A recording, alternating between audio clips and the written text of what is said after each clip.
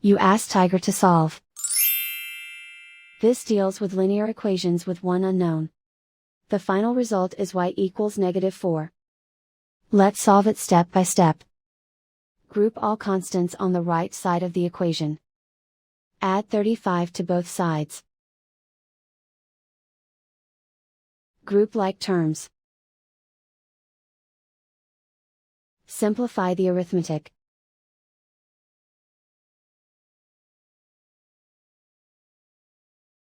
Isolate the y. Divide both sides by -2.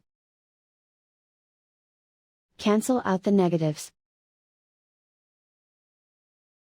Simplify the fraction.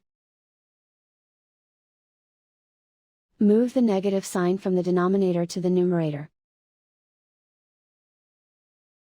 Find the greatest common factor of the numerator and denominator.